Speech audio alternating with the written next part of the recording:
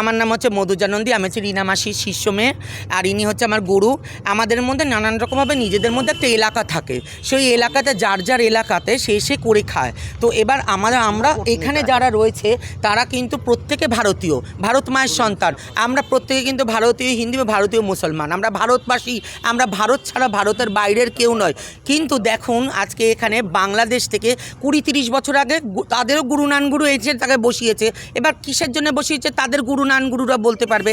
একজনের বাড়ি নাটোর, একজনের বাড়ি শামপুর, একজনের বাড়ি ঢাকা, একজনের বাড়ি কুষ্টিয়া, এবং বর্তমানে যারা আছে, যারা পুরনো ছিল তাদের উপর কোনো কিছু নেই।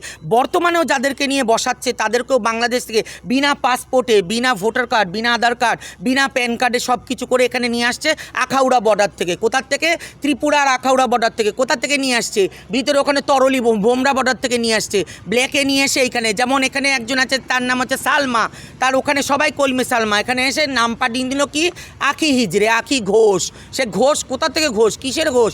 আর দিনের পর দিন আমি তো ওই ঘরে নিজে ছিলাম, আমাকে জবরদস্তি রেখে দিয়েছ, 10 বছর ধরে জবরদস্তি রেখে দেওয়া ছিল কি কুমির ছানা হিসেবে দেখাবে যে আমাদের ঘরে একজন ভারতীয় রেখে দিয়েছিল। কিন্তু আমার কোনো ওজুদ নেই, আমাকে কোনো রকম কোনো কিছু করা হতো না, খাই আমাকে ঘর থেকে দূর করে দেওয়া হতো। বিগত 3 বছর ধরে আমাকে ওই ঘরে খেতে পড়তে দেওয়া হতো না। এগুলো কি ধরনের অত্যাচার? ইন্ডিয়ান বলে, শুধুমাত্র ভারতীয় বলে, শুধুমাত্র ভারতীয় হিন্দু বলে আমার উপর অত্যাচার। মালা খুলে ফেল, আমার মালা ধরে টানাটানি করা, এবার এই খাবো, এটা এই সেই খাবো। আমি কিন্তু একবারও বলতে আসিনি, চুপচাপ আমি ওনার ঘরে এসে ওনার পা ধরেছি, উনি আমাকে সেই জায়গা দিয়েছে। দেওয়ার পরে এবার ওনার উপরে নানান রকম হয়েছে, নানা রকম মার্ডারের প্ল্যান করবে, ওনাকে কুপিয়ে কাটবে, আমাকে 10 লাখ। আমরা এই কারণে প্রত্যেকে এসে আমরা আজকে জিডি করে দিয়ে গেলাম। আমরা সরকারের পক্ষে, আমরা একজন ভারতবাসী, আমরা ভারত মাতার সন্তান, আমরা একজন ভারতের আইনে বিশ্বাসী, এক আইন এক দেশে বিশ্বাসী। আমরা সেই কারণে হচ্ছে পুলিশের দ্বারস্থ হয়েছি।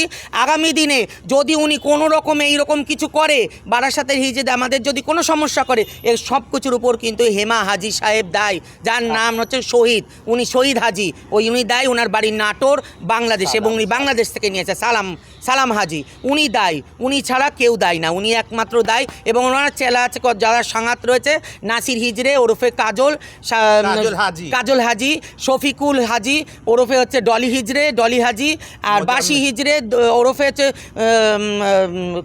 দিলু হাজি, আর তার নাম হচ্ছে মোজাম্বেল ওরফে সাথী। এরা দায়ী।